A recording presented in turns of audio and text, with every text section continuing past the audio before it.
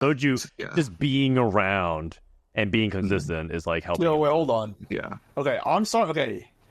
Okay. So you're telling me Soju is as high as he is by default because no one else is around, and then you're telling me 2 people rank Soju above. Yeah, all right. Okay, just don't rank for next time. Yeah, all right. Wait, yeah, you're 12th on this list. Can you tell me about Guubums at 12th? Hello, everybody, and welcome back for another episode of Don't Talk If You Don't Know, the unofficial official podcast dedicated to covering all of the high-level North American teamfight dice competitive scene. My name is Frodan, and today I'm joined by a special guest, or special host, rather. It's kind of a revolving door these days because Bryce has been traveling a lot. He's kind of taking set 12 off, so to speak, at the moment. But we're more than happy to be joined once again by Guubums, who's been kind of a big part of the co-stream. So Guubums, how you doing? So I'm doing all right. Yeah. Just happy to be here. This is pretty fun. It's fun to have you. Right? Also, Guubums is part host, but he's also part guest because he's going to be yapping like a guest. You already know. Oh, wait, should I be more of a host or guest? I feel like I should be more of a host. Be half guest, half host, because I don't know when the next time you'll be on technically. So I love to get some of your opinions, both as a person that wants to facilitate discussion and contribute. But it's been good. How's your set 12 been so far, Guubums? I mean, it's been alright. I started climbing like recently. I mean, I don't know. I kind of just like. I think it's actually been okay. I think the set's pretty fun. I'm not a huge fan of like how much we have to play at the start of set, given like box and like how soon the first tournament was. But we were literally just talking about like whether or not we liked the set or not recently. And I mean, I said I liked it, but there's some like conflicting opinions here and there. So seems like a pretty enjoyable set though. What do you like about set 12 then in particular? Well, I think like charms for me personally, like I like to think like I know when to buy charms. Obviously, there's still gonna be areas of improvement for like anyone. Like it doesn't matter how good or bad you are. But so I think like that's pretty cool. I think a lot of the sets or a lot of the units of set, even like the reprint ones aren't like that reprinty, right? Like they try to like add a little bit of a niche. Like I mean, for example, like Karma, right? Before she was gone or before they nerfed the heal, like that's like pretty cool, right? Like obviously Karma or like Karma type units have existed like several times, but like having a little bit of a heal there, like that's cool. I think like Nami's like a pretty new unit. I don't think there's like any Namis.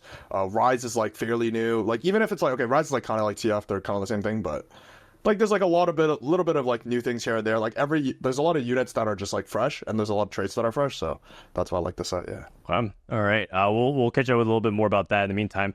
For the first time ever, we have 2 new guests to the show. The first is somewhat probably like long overdue. I'm actually sad that Bryce isn't here because Bryce is a big time Spencer glazer. Although that's not saying much because Bryce glazes a new player every hour. But he's a big fan of Spencer and he's been kind of beaten to the drum of Spencer. So welcome to the show for the first time. How you doing, buddy? Good, I guess. Bit nervous since I don't really use camera that much, but yeah. Okay, well, don't be nervous. I mean, you look great so far, and it's usually you stream, so just ignore the fact that you're on camera. Just be yourself and hang out. So Spencer, talk to us about where you are in your TFT journey. Actually, like, are you taking set 12 seriously right now, or are you just kind of playing while doing school or other things in life right now? Probably like I'm taking probably like set 12 like a bit more seriously. It's like one of the like sets I'm enjoying a lot more than previous sets. It's like the set mechanic isn't like as like intrusive as like other set mechanics. It's like one of the it's like a set. It's finally like a set where the set mechanic isn't like a Giga Grieve. I feel like. Yo. Have you enjoyed any set mechanic? Okay, I remember you weren't even a big fan of augments when it first came out at set 6. You actually really didn't like augments. I've kind of accepted it because like they just have to stay because for the casuals. So yeah. Wait, do you still not like augments, or is this like? I'm like okay with it. Okay. Yeah. I've come to accept it because like okay. Yeah. It's not gonna remove for sure. Dude, this Spencer guy, dude, let me tell you. Okay, first of all, Spencer's already rank 1, right? But I'm pretty sure this Spencer guy never picks the correct augment, never slams the right item, and he's still rank 1. So I'm pretty sure this guy has to be the best player of all time. Because as soon as he learns how to pick the right augments, it's actually fucking over. Wait, hold on. Am I allowed to swear? No, you can totally swear. Yeah, Okay. that's so interesting. I've never heard people criticize Spencer's augment selection. I've heard people No, criticize you don't items understand, man. but No, you don't understand, man. Dude, me and Graham watch this guy. We just watched. He just permanently picks the worst augments. Still top fours every game. Nah. Okay, that's interesting. I want to dive into that a little bit more, but I also want to welcome our other guest for today. He's the winner of the Tacticians Cup #1. You may have seen him a lot on ladder. In fact, he's kind of been more of a mysterious challenger than actually a person who's been on camera. But apparently, he streams a lot to the Taiwanese audience. It's me1stor8th. Welcome to the show. Yo, thank you for having me here. I feel very excited to talk about TFT in the podcast. Yeah. I see you in chat a lot. I see you also talk a lot to the Taiwanese. Do you consider yourself like half of an NA player, half Taiwan, or do you consider yourself like pure NA? Oh, I consider pure NA, and all of my audience and fans joke about it. Say I'm 0% Taiwanese. Oh, okay. Even though you talk to them, got it. That's cool. Well, give us a little background about yourself. We've met and talked to Guubums in the past, and people know about Spencer, but just for people who have never met you before, can you talk about your TFT journey? When did you get started and when did you start competing? I started playing TFT at set 1, but just play normals until like set 4. Set 4, I stopped playing rank and 2020 Aegon comp to challenger that set. Aegon comp? And yeah, you just lock it and flex around Tristana or Assassin. And then I think starting set 7, I consistently hit challenger, and set 8, I stopped playing tournament. But I was like, I was normally GM and between GM and challenger at set 8, and set 9 is like consistently challenger. Yeah, and I played all the tournament at set 9 and feel burnout at set 10 and 11, and only play one comp, one tournament during set 10 and 11, and come back at set 12. I was planning to quit set 12 again after the first tournament, but since I win it, I probably have to play more. Wait, do you not like set 12? It's not like I don't like set 12. It's like my summer break is ending soon. Oh, you're in school. Yeah, and I was burned out for TFT, but now I feel like the mental is reset. I'm good to complete again. I see. Yeah, winning solves a lot of mental issues for sure. I mean, actually, that's not even necessarily true. Disso won Worlds, and I think he's pretty much at the verge of burnout himself because he's been playing so much. But it's good. Congratulations on your win. We're going to talk a little bit more about Tactician's Cup. Yeah, I have a question for me1stor8th. Yeah, sure. Yeah, wait, how'd you come up with that name? Because I'm pretty sure I've been in like infinite lobbies with you. I don't think I've ever seen you gone 8th or 1st. Okay, it was back in set 4. Like, I still grinding for a little Legend ring, so my ID was a Barcord, which is random INLs. And like everyone was contesting Aegon comp, and I feel like I need to come up with a better ID to let people know I'm not pivoter. Oh, I see. Interesting. But is that true? Are you not a pivoter? I feel like you've gotten better at the game, so surely you pivot. Yeah, I start pivoting. Wait, he's marked. That means if I'm playing against this guy, I'll know he's gonna pivot. Wait, what? Okay. And it's interesting because, and I guess now it's just people call you me1stor8th all the time? Do they do that also when they're gaming? Because I feel like that's a really, really long name to calm if you're like hanging out and playing ARAM. I mean, 1stor8th is a little bit shorter. Is that better? Yeah. Okay. Probably 1stor8th. I can see that. Okay, all right. So that is our introduction. I mean, Spencer, you've been playing since the very beginning, but set 12, you would say you're taking it more seriously. When was the last time you took a set seriously before that, though? Were you playing 11, 10, 9, 8, 7, 6 seriously at all? Oh, probably like 6.0. That was like the last time I had like infinite fun in the set. Set 10 was not bad, but I hated Chosens. Set 11 was okay, but encounters were just a gig of grief. Okay, I have a different question. Was like 6.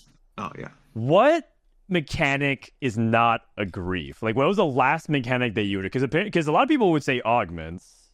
Or, say set 3, but it doesn't feel like you have actually enjoyed augments. At least you accepted it. You've come to tolerate it. So what actually is a good mechanic? Galaxies. Like, it's basically like portals right now. Okay. And I'm pretty sure everyone, like... I feel like most people like portals, right? Yeah, I think portals. Yeah. Unball's like there's like better galaxies. It's like galaxies that are all like all the grief galaxies, right? No, there are some, but like I mean, yeah, most of it are like very fun.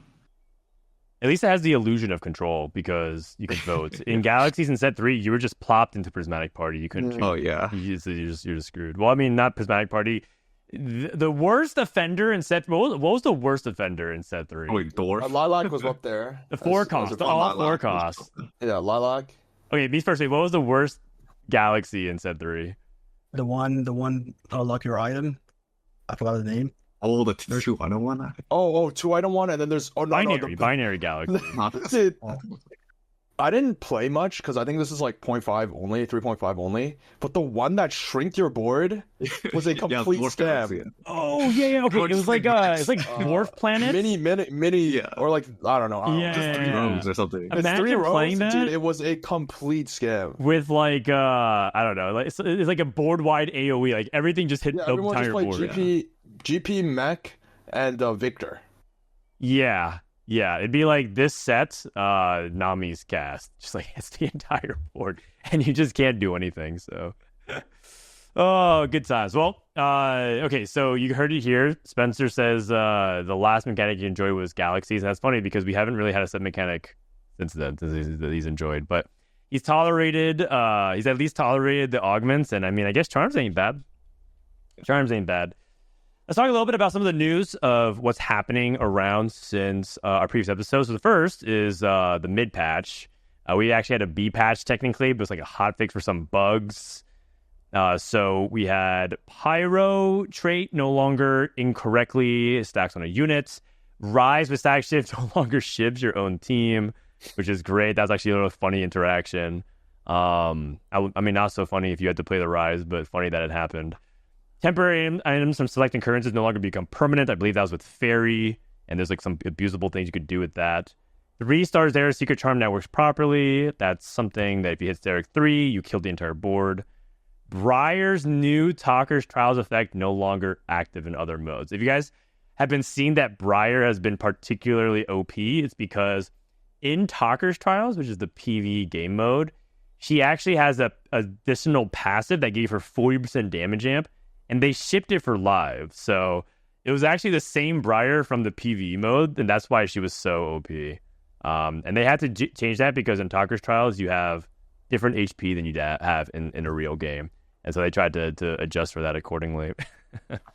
And then Arcana Emblem damage amp now functions as expected. There was a bug where people were abusing, where you get infinite Arcana damage, like thousands. And then some Talker's Trial rerolling stuff, and CC immunity effects no longer display debug text. Okay, so now that this is all in, they fixed a bunch of bugs. How do we feel about the patch? Start off with Guubums. Okay, I actually think... Wait, are you talking about B-patch or just like in general? I mean, either, I guess. How do you think about the B-patch and the main patch? Yeah. Okay, so Shiv Rise. Like, Shiv has always probably been Rise Bis, or at least like very close to like a top 5-ish, like 5 to 7 item. But the thing is, you never put it on him because he shivs your own team. But the data would suggest that like Shiv Rise is always good anyway. So, and then also now that they've nerfed like a lot of the OP items, like Adaptive, Death Cap, I don't know, there's probably a couple other ones. Like even like JG feels like a lot more soundable now. And yeah, I mean I think like that's pretty good. So like Rise Itemization, you can actually just build Shiv and just play Rise. And as for everything else, I mean I fascinate a lot, but I was also fascinating like on last patch too. So, I mean, it feels good for me, but I don't know what other people... I'm pretty sure I'm still behind on the meta, honestly, because, like, I was looking at some stuff earlier today, because I wasn't playing much today, and it looked like there's, like, still stuff to learn, so... But, yeah, I think the patch is pretty cool. Okay. Spencer, how do you feel about the patch? I pretty much have the same meta read as Guubums, since we're, like, in the same study group. I think reroll is still good, but... yeah, it's just like some are some like Nala is kind of like nerfed a little bit. I think things like playing around 4 costs is like slightly better. Like I think Karma's like really strong just because I think like a lot of the 5 costs are like buffed, right? Like Briar is like really good, and Willow got buffed. Yeah, and Karma can use like pretty much every 5 cost in the game besides like Smolder. Yeah. Okay. So you're part of Guubums' group, but you're also part of like.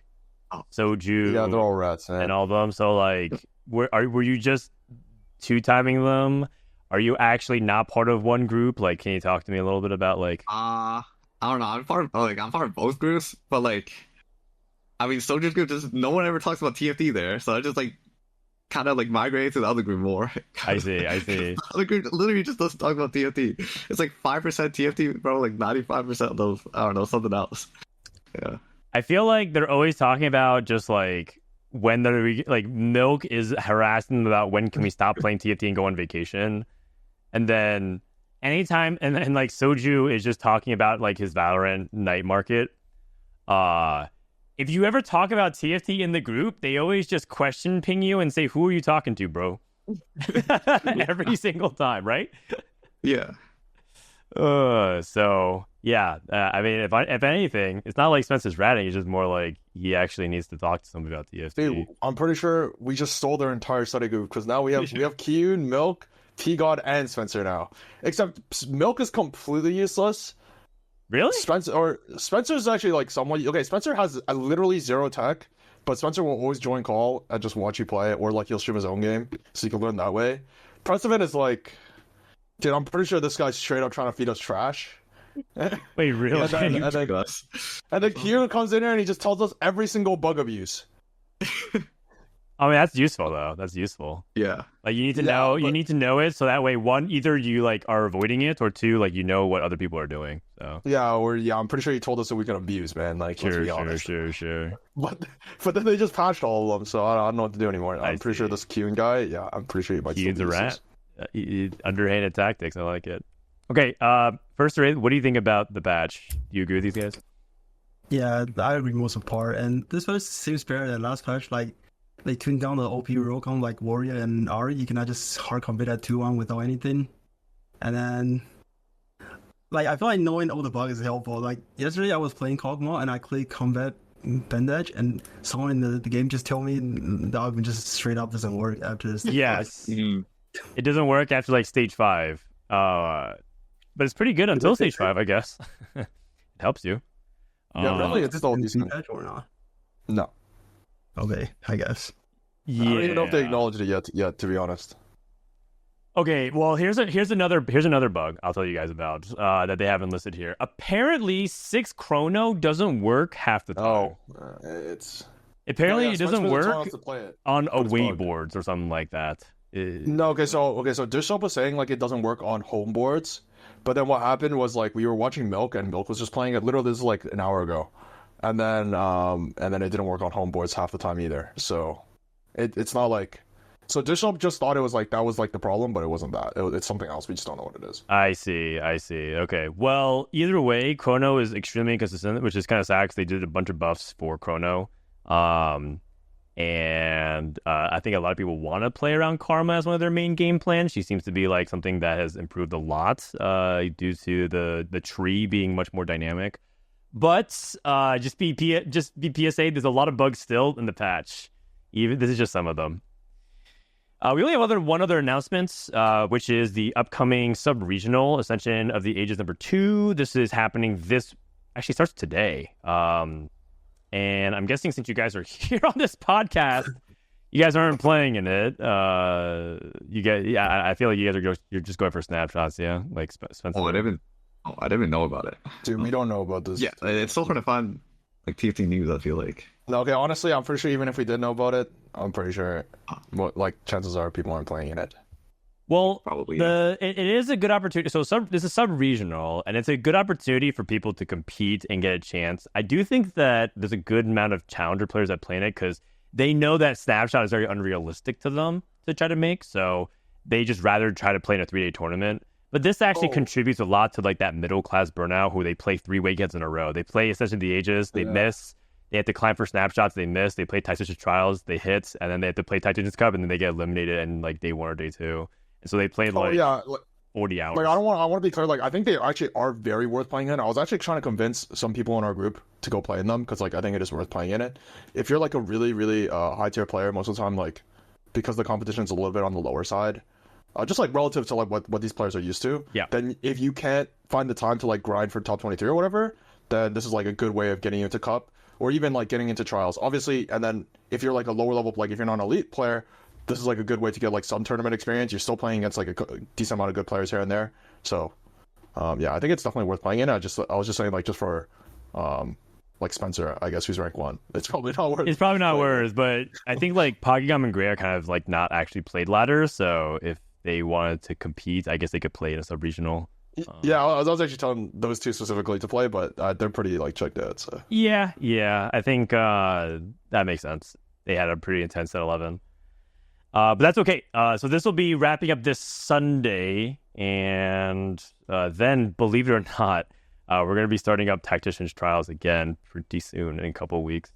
So got a lot more coming, which we're actually going to be a subject later on as part of our agrees today. We're going to talk about some format stuff, just as a preview. That's part of the reason why we have Guubums here. Okay, in the meantime, let's go ahead and recap what happened in Tactician's Cup day, I guess the entire tournament. So we'll start off with just from the back, the end, and then kind of move our way back. So this is our top 16. me1stor8th wins the tournament, 44 points, 101 throughout the weekend. So pretty solid performance as well. It's not like, you limped in there with like 80-something points and somehow spiked the final day. So just talk to me about your tournament run, 1stor8th, and whether or not you feel like, this was something that you expected because your confidence was really high. Was this kind of a surprise to you going this far and winning it? Oh, I was planning just to get into day 3, so I have a chance to get some qualified point at first. And day 3, I just started the game with like somewhat high roll game, and then into 2-10 portal. I know I have to win the tournament now, or it's just embarrassing after not win. Like it's embarrassing if you don't win the tournament after 2-10 portal. So. Oh yeah, that's right. You had back-to-back 10 portal games, and then you had like a crazy like Ari game afterwards for triple firsts. If I remember correctly, that's right. Yeah, high roll Ari with Spellblade and high voltage and the silver ticket. Oh yeah, dude, these tourney winners are all high rollers, man. I mean, you kind of have to though, right? You can't win this tournament without it. Yeah, that makes sense. Did you prep by yourself for this tournament? Do you have, because we listened to Guubums especially talk about their practice group. I prep for myself for most time. Like, I just watch the other people's stream to learn how to play the com. For example, I watch Ryu play to learn Kog'Maw, and watch Vision as trial to learn how to play Katarina. Because during the trial, I was playing Nyla Akali without Katarina. I just roll all the 2 cards to 3-star, and then first day find Fiora and Gwen. I didn't even know Katarina was that good during that time. Ah, I see. No, Cat's very good. And did you play it at all during the tournament? Yeah, I played it last day, a second game. Okay, and looks like you got a second. Nice, done. I do have some comp stats that we can talk over, but I first wanted to kind of talk it over with Spencer. Spencer, third, while you were really competitive even till the final game, had a possibility of potentially winning the tournament. This was one of your best performances since set 5, basically. Like, this is probably in terms of your regular cup. You've entered a lot of cups. This is your best tournament since. Do you think it's variance finally swinging your way? Do you feel like there's something special that went into like set 12 or this tournament in particular? I don't know, man. I lost. I don't know. I didn't low roll. I guess I high rolled. We got a high roll a little bit. Did we tell 4? You do not. Yeah, I don't know. Maybe I high rolled. I don't know. Okay, then let me ask you a different question. Why do you think the other tournaments, the results weren't coming together? Were you low rolling a lot in those tournaments? It's probably because I wasn't really like into the set at the time, or like the patch specifically. Yeah, I think it's just mainly that. Because usually if I find something else like that's fun, I'm probably like addicted to that. Like I have addictive personality, so like I'm probably like spamming that other game or something, and just like not playing TFT as much. So I don't know. Okay. So it's just, so you would say that you've been more distracted and not actually focused on maximizing your results. You're not taking it seriously. Yeah. At least for the past couple sets. Yeah. Do you feel like you're gonna ever want to take TFT on the more serious end? Because you are investing like a good amount of time. So there's an element of it which is like, you know, if you are just kind of having fun messing around, is one thing. But it seems like you kind of have your foot like one in, 1 foot out, and like it feels like you to the outside observer, it feels like you can't make up your mind if you want to take TFT seriously. It's maybe because I like start the set like strong early, and then eventually like get burnt out as well. Like that's another reason that I just do worse later, I guess. I don't know. Yeah. Okay. And I'm not trying to grill you here. I'm just trying to understand, because I think a lot of people hear the hype, right? Guubums hypes you up. Bryce hypes you up. I mean, hell, I hype you up. Precedents in chat always saying that Spencer's incredible. But it feels like, but then when we see you, right, we see the ladder result, and they see the tournament, we hear that you're not taking it seriously. So there's a little bit of like that disconnect. Like, should we be ranking? Like, do you feel offended if people don't like rank you? Because like some people do. They're like, I can't believe you wouldn't rank them, even if they're not like, you know, taking it super seriously. They're obviously going to be a threat in the tournament. And then some people don't care at all. So I kind of wonder where you are about that. I don't care too much. People have like their like own different opinions. It's like, nah, he cares, man. This guy's an ego. Don't listen to him. Oh, okay, Guubums. You had that on good authority, or are you just speculating? Okay, I think this is what I genuinely. Obviously, I was just making like a troll remark, but like, I think like he'll feel disrespected if you actually like rank him low, like low, or like pretty much like I think there are ways where he can feel disrespected. I think, but like normally, I don't think he cares that much. But also, I think Spencer had a pretty strong set 11. Honestly, like I think on the last tournament he got DQ'd, but he was actually like doing quite well in the first 2 cups, and then he had a bad regionals. I think he got D1 or whatever, but like, I mean, it happens. I played like 200 league games, I think that. I'm just yeah, dude, this guy keeps asking me to play League. Yeah. I don't know, I just got addicted to League, and then I don't know. Yeah, I don't know. Then I just went 8th in regionals. Yeah, I mean, everyone was like laughing when you got drafted for regionals, because it was like, dude, like, who is it? Not Soju, but like, it was like, dude, this guy just doesn't play any TFT right now. He's just playing League of Legends. Which is wild. Usually you don't see that happening. At least I don't really hear many people spamming League these days. So, are you a beast at League? Oh no, I suck. I'm trash. Oh, I don't know. I just got addicted again for some reason. And then, okay. First rate, are you a League player? Is your background, or is TFT like the first time you played? Like, I was master at season 9 in League, but I just stopped playing solo queue because it's really tilted, and I just stopped playing TFT and ARAM and quit rank. What was your username in League of Legends? It was Barcore. It just random INLs. Borkhor? Barcode. Barcode. Yeah. Got it. Okay. I guess you're just one of those barcode players terrorizing ladder.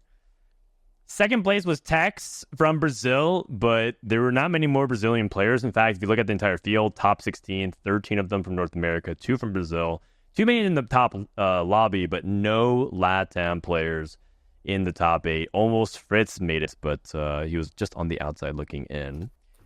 Out of all these other players, Ripple, Milk, Bobster, Replay, Guubums, talking about one player's performance you think is noteworthy that you want to call out in the top 8. I mean, no one. I mean, most of these guys are like pretty well-respected players. I'd say like, yeah. I mean, I don't think there's anyone like super.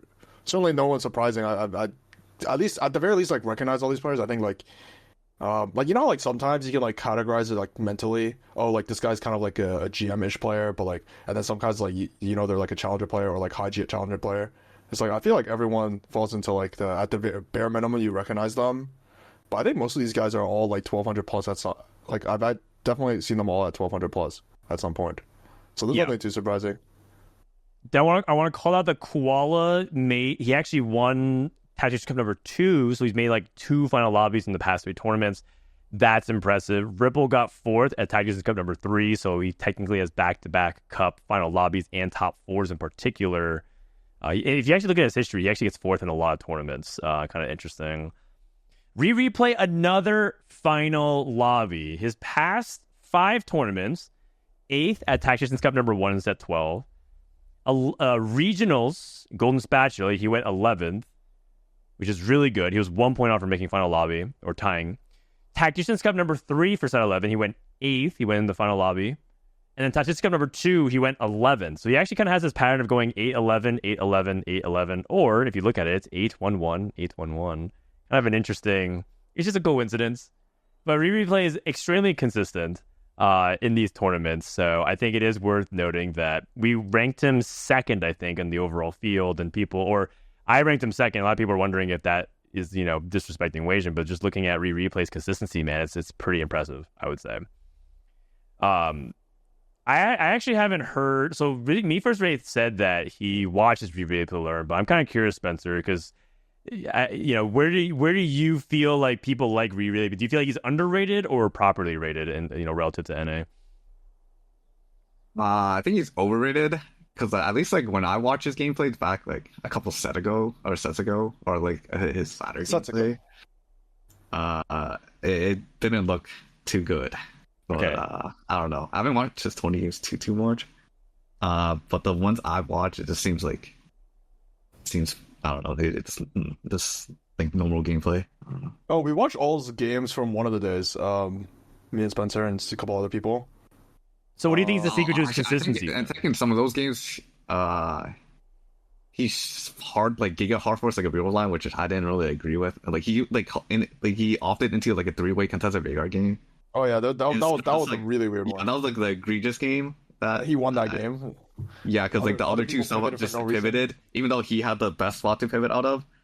Like he was like level 8, like he could have been level 8 with like at least like 70 gold. I see. Like, he just stuck with Veigar and almost won like 8 because like he 3-way contested. Yeah, Milk was doing the same thing actually, like where they would just like straight up hard force into a contested line, and they just won't pivot. And I think like Milk had several games where he should straight up be like dead 8th, but then like he would hit like with literally 1 HP left. Yeah.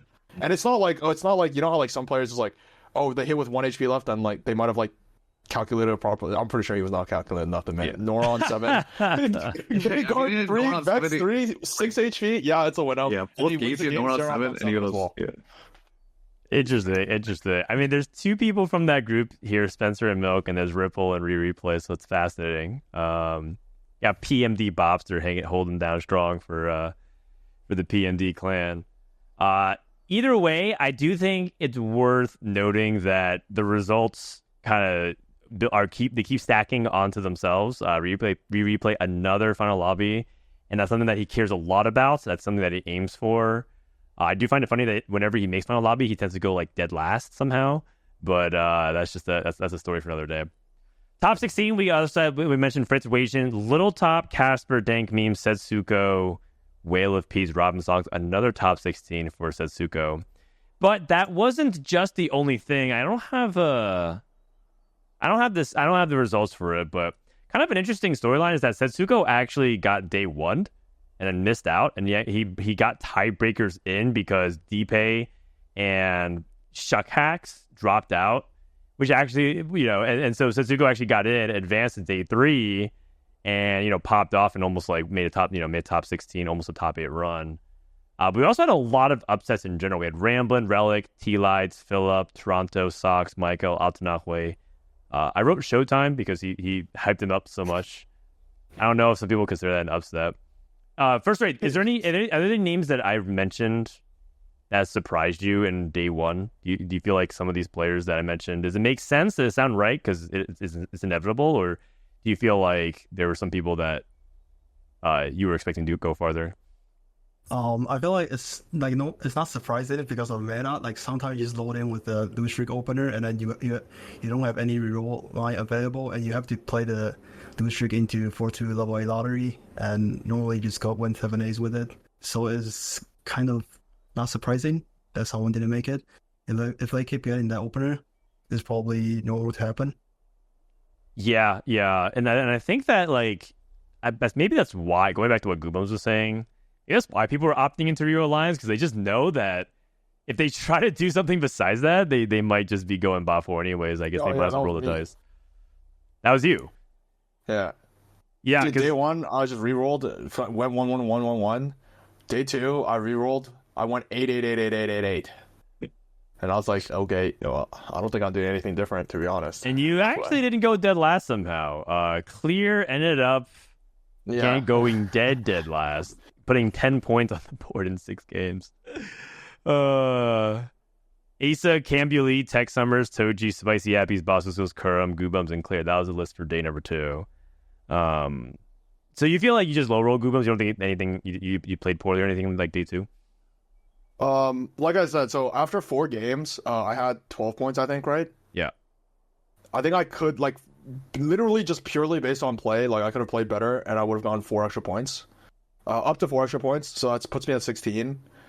And then the last 2 games, like, if you're at 12, you know you're boned, so, like, you don't really, like, play that seriously. Like, okay, I can go 1-1, but, like, pretty early on into, like, the 5th game, you know if you're going 1 or not, right? So then, okay, whatever, I wasn't going 1, so I was like, okay, if I'm not gonna go 1, like, I'm not making it, right? So, sure, okay, 8-8. So, yeah, I think, like, I could have been in a better spot, but, like, I know, like, some of those games, like, I'm, like, pretty confident with, like, how I played. And I don't know if I could have... Like, I think there was, like, placements to be gained because I misplayed, but at the same time, like, that doesn't guarantee that you actually, like, end up doing well in a tournament, right? Even, like, if you would get more points, yeah. I had the stats pulled up of what happened this past weekend.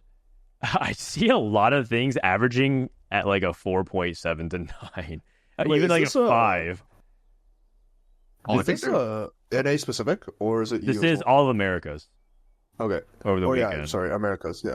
So this is all of Americas. I'm looking at how like Hui was played 34 times and averaged like a straight 5. Same thing with Varus. Same thing with Karma. But interestingly enough, I feel like Callisto was a composition that was played a lot, and it might look like it was slightly underplayed despite how popular it was, because it was still doing very, very well. Yeah, it was doing really well in EU as well, so it's like definitely something, probably like slightly underplayed. I mean, it's played it was the most played thing in EU, and it's tied for like the second most played here. So it's hard to say it's underplayed when it has like so much representation, but maybe even still it was like slightly underplayed. Hard to say. Yeah. First rate, do you see any interesting stats or things you want to call out from the sheet that you see? Oh, I don't feel like Kalista is underplayed. I feel like Kalista is more available, like with a good opening. I feel like if people load in with a better opener, they're more willing to load in. They're more willing to play Rise instead of Kalista. I feel like there might be a reason like Kalista have like lower games and higher average, and people just first rate with Rise and then just keep going 8th. Well, Callisto actually had a really high 8th rate. Yeah, 13.8%. But yeah. I mean, so did Veigar. Veigar had the highest 8th percentage. Yeah. Hui has a higher one. Dude, this Veigar thing actually tilts me because, like, okay, so before like the patch, like that the tournament was playing on, I believe it's a B patch. We were talking about like pretty much, I think Riot thought Veigar was like super, super weak. So I'm pretty sure like someone like pretty much posited the idea that like Veigar, if you nerf like all the S tiers of what was then like the A patch, then Veigar will be probably really strong. Because Veigar is stronger than a standard, like pretty much Veigar on parity with 3 stars is significantly stronger than a 4-cost board. But then pretty much we got a ton of pushback on that when it was like, I don't think anyone was saying Veigar was broken or even would be broken, but just thought like Veigar would be comparable in strength to like some of the 4-cost comps, which at the time 4-cost comps were doing pretty poorly, right? So I don't think it's a wild statement. But yeah, we got a lot of pushback on that, so I was a little bit tilted. Because like everyone I saw do really well in the tournament. Like I told you, we watched Milk and Replay, right? I'm not even kidding. They would just hard force Veigar. Yeah. And it's like, if the comp is that good, I feel like it's a little bit tilting to get like some pushback on like, we weren't even saying it was going to be broken, right? I don't know. Well, they did nerf it. They did nerf it. Oh yeah, now I think the comp is not the best. But yeah. I mean, the comp now is like before, if you were at least like uncontested, it was still fine. Or like before, it felt like there was a way for you to always win out and scale, and like, yeah, even if you had 1 life, you know you had a chance. Now it's like I'm not entirely sure. Sometimes you can snowball into that win, but I do feel like the comp is significantly worse. Oh, I think on average, like much lower for sure. yeah, I don't think you should be winning any single game with Veigar unless you're like on a mega. Oh, have you seen some of the hero augment versions of it where they snowball like crazy? Oh, like yeah, like Zap Attack. Is that yeah, you get Blitzcrank. Okay, someone itemized a Ziggs 3. And I saw you playing against that. That was funny. And he had like TG Ziggs or something like that, which was not great. But one fight, it rolled blue buff Guardbreaker, and it just completely shit on me. So I don't know. It was there's might be something to it if you get if you somehow get the 5 Honey Mancy Beast friends or whatever. Like maybe it just goes Super Saiyan. I'm not sure. Oh, I've been seeing some 5 Honey lines. It definitely seems okay. I mean, I think this patch is actually pretty solid, but I'm pretty sure right now, if you're playing for Veigar, one, you should probably do it less, but also, like, if you're playing it from Hero Augment, that probably just means you're bad at capping your board. Because there's no way, like, say I roll on 5, hit my Blitzcrank, or, like, even 4, right? Hit my Blitzcrank 3, then I'm going to go to 7 and just start slow rolling. Like, wouldn't you just much rather go... I literally played a Zap Attack. I think Spencer was watching. I played a Zap Attack game. You just go 9. You just play all the broken 5. They just bust every single 5 cost. Dude, the 5 cost feels so good. What about what about like those Mage Crown starts? Oh no, Mage Crown is like that's like the only time you should be playing Veigar, I think. Okay. Pretty much. Oh, bar like I don't know, there's a couple other niche spots, but like I like personally that like the reroll to me feels like okay, I have a spot to play this reroll, I'll play the reroll. Instead of I have no items, no units, I'm already hard force. Yeah. Like those metas are so degen when you no copies, like some auto items they just still hard force it and it's just still like taught to you. It's interesting. Yeah. So these days, Spencer, I'm not sure exactly how to categorize you. Before, I think I used to say that you were a lose streak player, but nowadays I'm not entirely sure. How would you define your play style or the way you think you play? I just play everything. I don't know. I feel like I don't know. I just play literally everything. I think Guubums can verify. I legit play lose streak, win streak, and like I just play everything. Okay. Yeah. Guubums, who would you say is the most like Spencer? Another player that's like Spencer, playstyle wise, or approach to the game, the way they view things. Honestly, doesn't Spencer just play like most people now? I feel like he does like a pretty standard. Like I feel like I play like in a lot of ways like I'll play similarly, or like in a lot of ways like Sox might play something. I don't know. I'm just literally throwing out names at this point. I think like Spencer's like pretty standard. But I'm more open with like loose streaking, like open forwarding.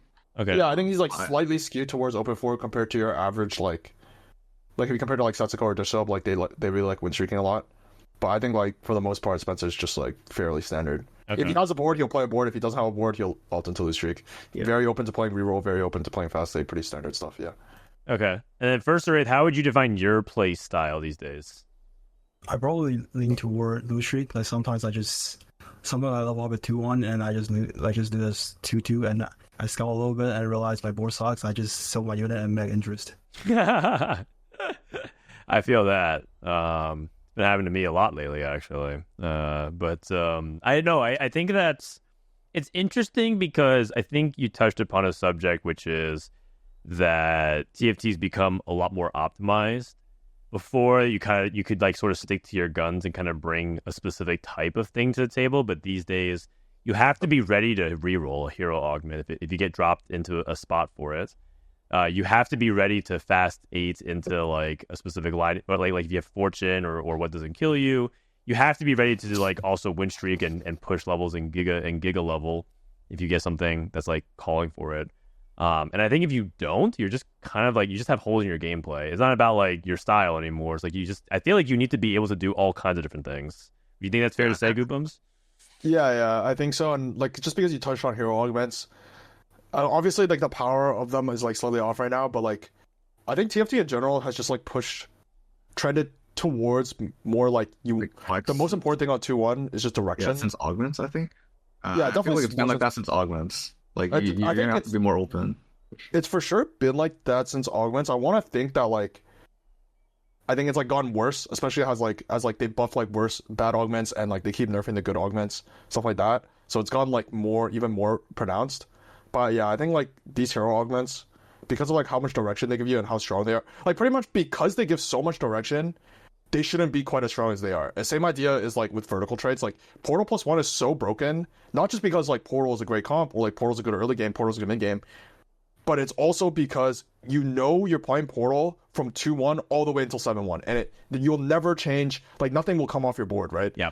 And that, I think that's kind of like the issue with like hero augments and these like some of the like more super verticals like Portal and maybe Witch or something. I mean, Witch is not nearly as strong as Portal opener, but like Frost, right? Like you pick Frost Emblem, you playing 3 Frost, then 5 Frost, then 7 Frost, and 9 Frost if you're lucky enough to get it. You pick Portal, you're playing 3 Portal, you're playing 6 Portal, you're playing 8 Portal, and 10 Portal if you're lucky enough to get it. So I think like there needs to be a balance between like how easy it is and just like how strong it is.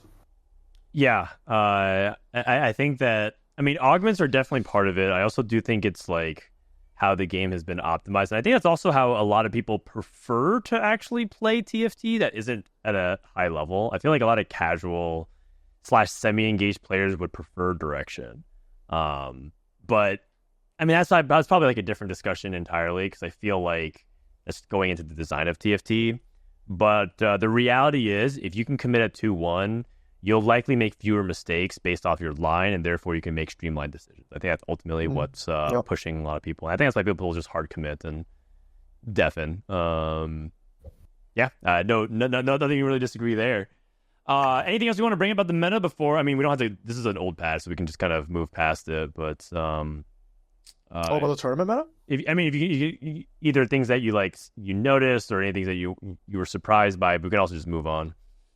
Oh, I think I noticed I feel like people opted into reroll lines way more than they should have, instead of like, I don't know, just playing a board. Because I think during the 20, I just like win streak with like, my board wasn't shit, but like it wasn't like insane to 5-1 streak, but I just like win streaked a lot more than I should have. Because everyone's just holding so I just pairs and trying to lose streak. Yeah, so I was able to just like fast save for free and just play from a faceland. Yeah, and also I would like to point out for some of these stats is that like, because Fortune, Flexible, Golden Quest, and Trade Tracker, I mean, and maybe you don't want to put Trade Tracker in the same pool, but like, because like some of these augments are not obviously like taken into account with some of these comps. It's like, for example, Callista's doing really, really well, but how much of that is because everyone who played Fortune happened to be in Callista, or like everyone who played Golden Quest happened to be like some sort, like obviously these are like really easy to play like modular boards that you could always play with like any Fortune, any Fortune like thingy. So it's like,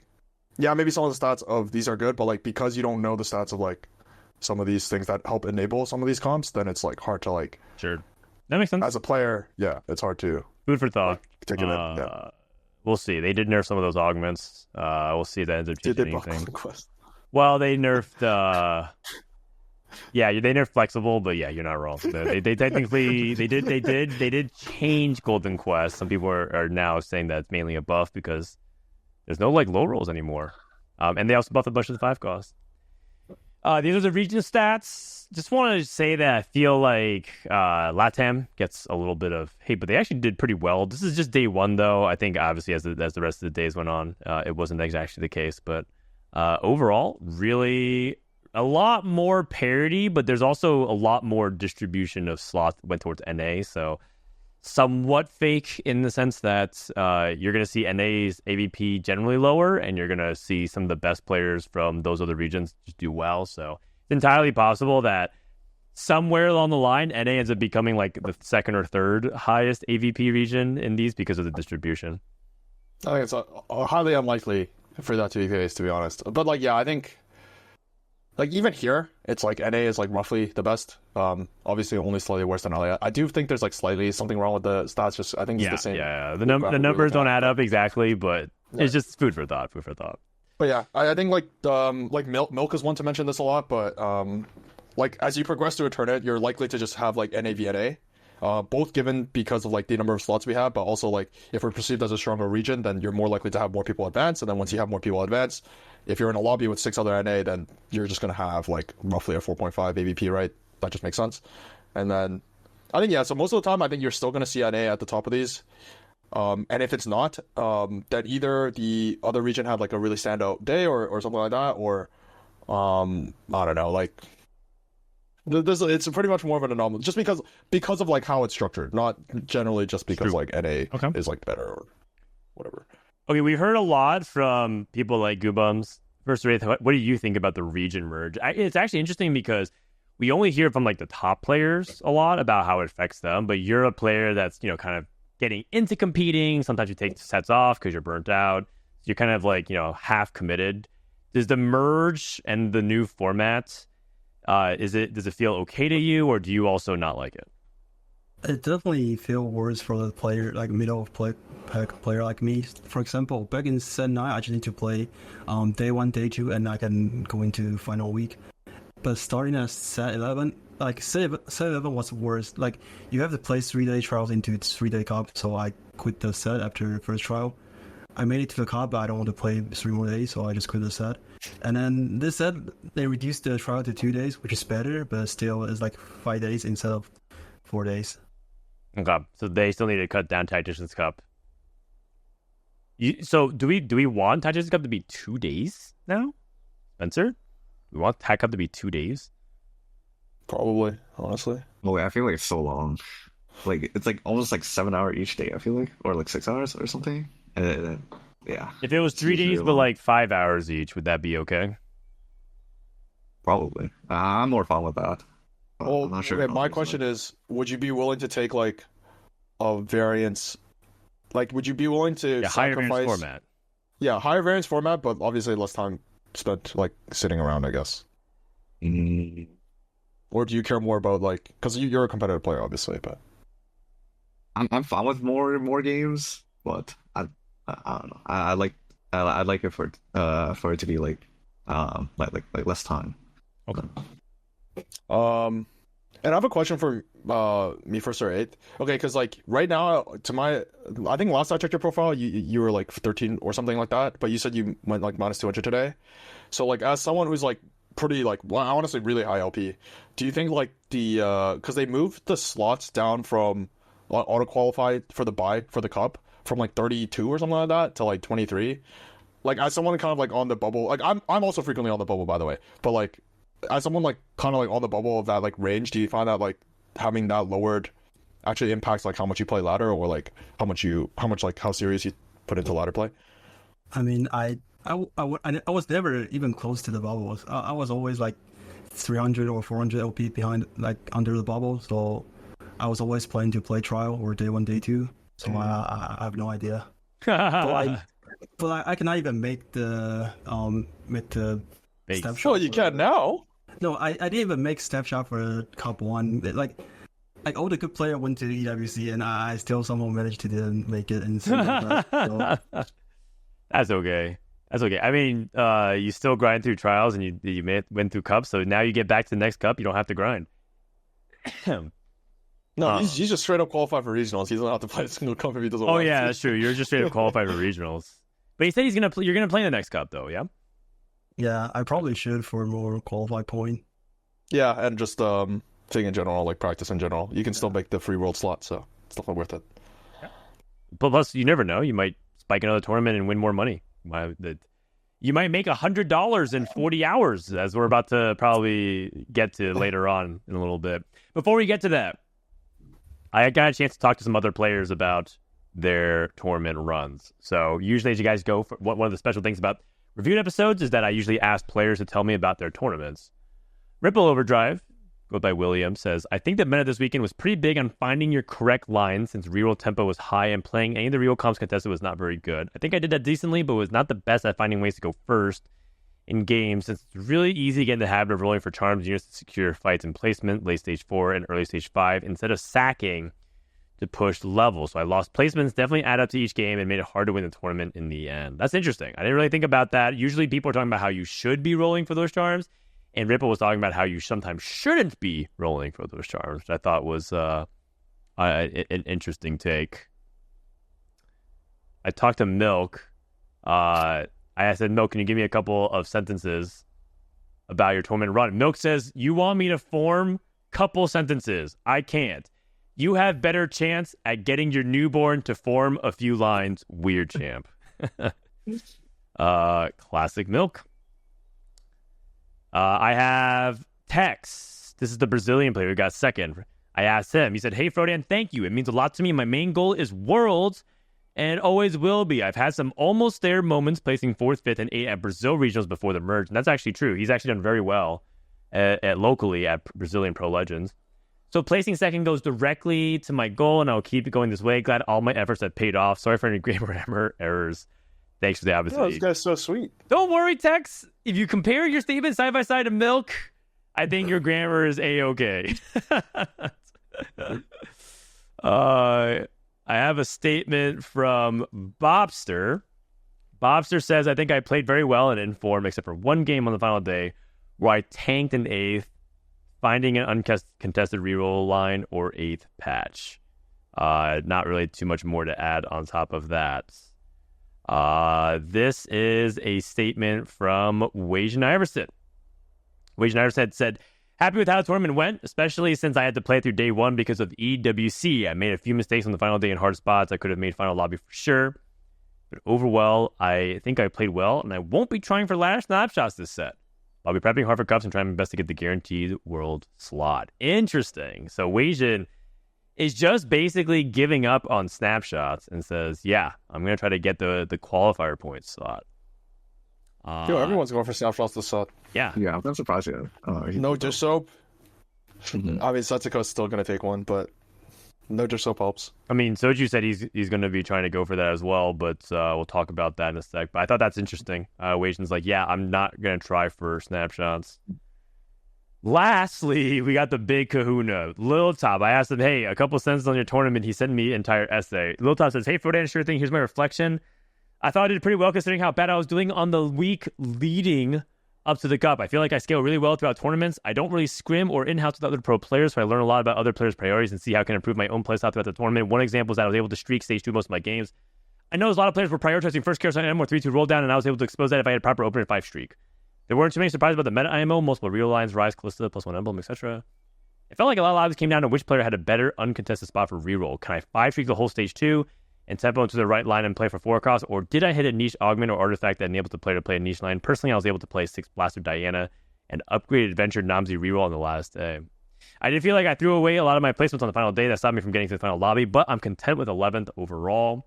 2 players' results that surprised me were Prestivant and Bobster. I thought Preston was going to make final lobby based on his day 2 performance. I played all 6 games with him and felt like he had solid line recognition and was able to cap out very high. I imagine he got pretty unlucky on day 3. For Bobster, I was happy he was able to make final lobby and felt like he was knowledgeable on a lot of the meta lines and recognizing his best spot. I was able to bot review with him, and he helped me a lot of recognizing different outs and managing resources. Not sure if this is too long, but I can trim it if needed. Haha. Thanks for reaching out, as always. I'll be honest, I don't think I like heard a thing you said. That shit was too long.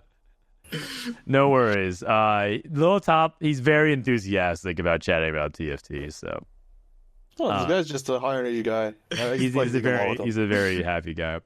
One thing we like to do is reflect on our power rankings and see how many we got correct out of the top 15.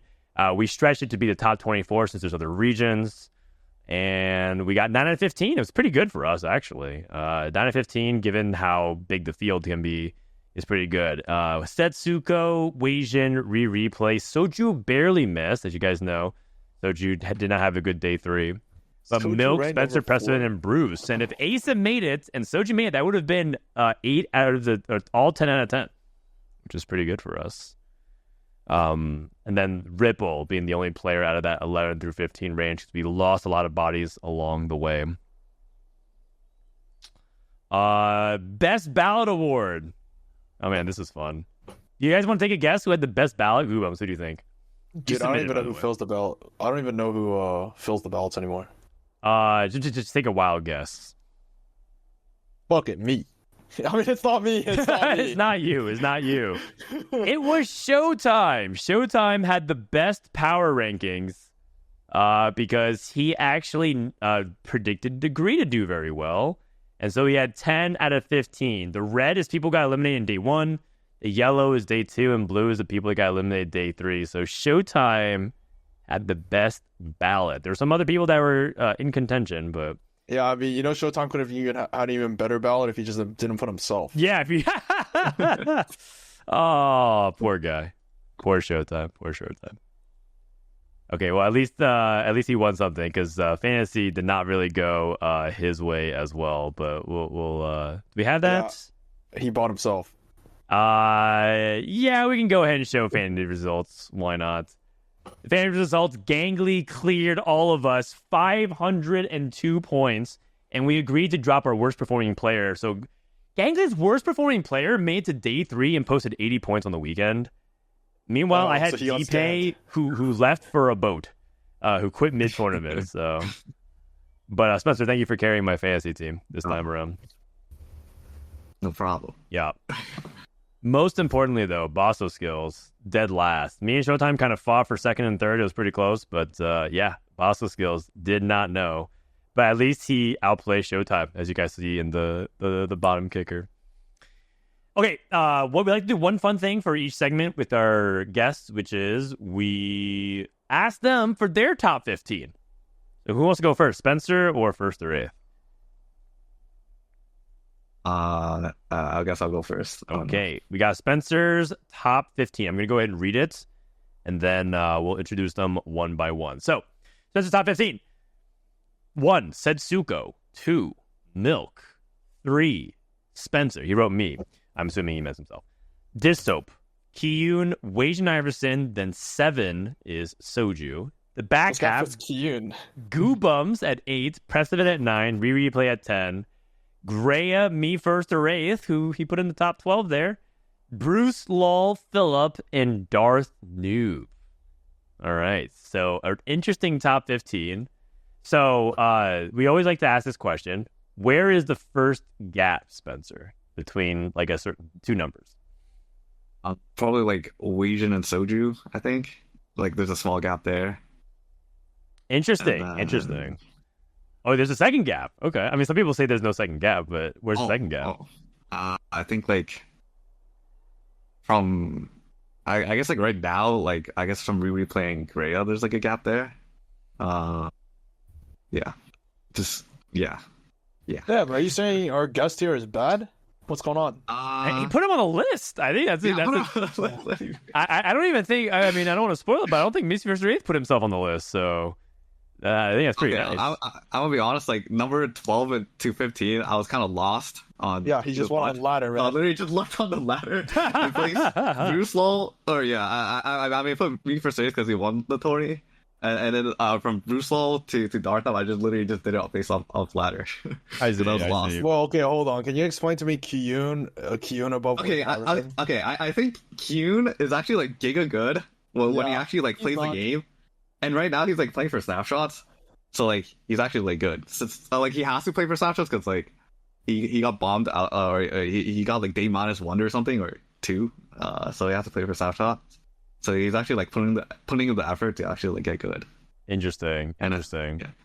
I only put him above Wajan just because I feel like Wajan hasn't really been playing this set too much, or like maybe he's burned out from EWC. Like normally I probably put him like 3rd or 4th, but I think he just hasn't really been like, I don't know. Putting I have a question. I noticed I'm below Soju. I mean, I think Soju's not bad. It can't be that bad. I mean, you're 8th. I mean, it makes sense, Guubums. Odd brand. I feel like Soju should be 8th. I mean, either way, you guys are 7-8.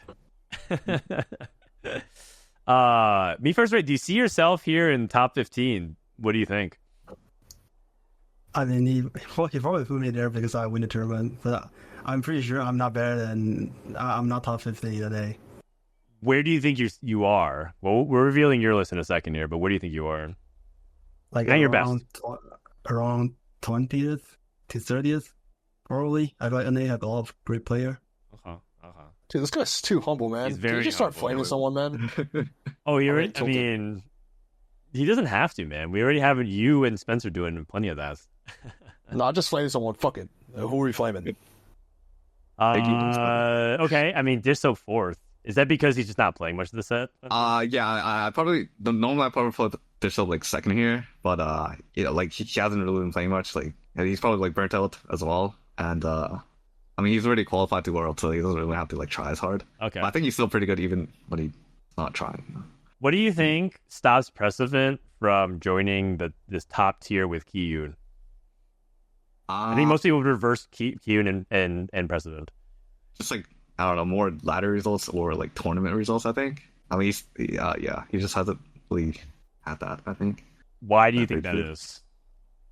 Honestly, I'm not sure. I haven't really watched the gameplay too much because he doesn't Yeah, really. this guy's unwilling to stream to us. He isn't willing to stream to us. Well, he streams all the time. You can just watch his stream. Like his different. tournament. Yeah, I mean that's different. Oh, okay, yeah. Because playing on stream, you're not playing. They're like stream. straight up for playing for fun. Yeah. Streaming, dude. There's so much pressure because there's so many for fun augments now. There's like so many things that people are just like. Yeah, they just pressure you to tempt you, take. man. Yeah, streaming is actually a grief these days because it's like, oh my god, it's anger. Especially with issues. charms, I feel like. Yeah. Oh yeah, uncastable emblem. You're like, okay, charm fine. after every turn or something. Yeah. Oh my god. It just looks like placements. It's like, oh, you should take hard commit here at 2-1 because it could be anything. Actually, first rate, do you feel like you play the same on stream, or do you also for fun and on stream? I did for fun a little bit on the stream, but I feel like a lot of options, like they're meant to be for fun options, but their stats are actually good. For example, like angry issue for Ash, and I don't know, hard commit seems pretty good on average, but I took it in tourney, I got bashed, I just went 8th. Yeah. Well, it's better this commit's actually match, but broken. yeah, for sure. Okay, I will say, if you guys want one tech, I'm pretty sure this Heckman reroll guy is actually not even bad. But Oh no, it's Yeah, completely. he's like one of the high statted 3 costs, but like the problem is with Heckram is like literally every comp is running. he's playing Heckman. Yeah, you can't 3-star him. It's yeah. the what was it that last set that was like the same thing instead of 11? I was like set 10, but I don't know about set 11. Lowy probably. Oh yeah, Lowy, Lowy. Oh, yeah, no, yeah. but I mean, people still Oh, go for Lowy. But yeah, you're right. Lowy was always impossible. Yeah. Oh, we tried to actually bait Spencer to playing Heckram, and he just wouldn't play. Dude, he played the worst game imaginable instead. It was actually illegal. Yeah, no. Is it possible to hit back? Oh, it was. I think it was Diana because she was like a 3-cost Dragon Lord that was playing everything. So Yeah. Oh, the stage, like you couldn't 3-star her ever. So even they buffed 3-star Diana like a lot, but you just could never get 3-star Diana anyways.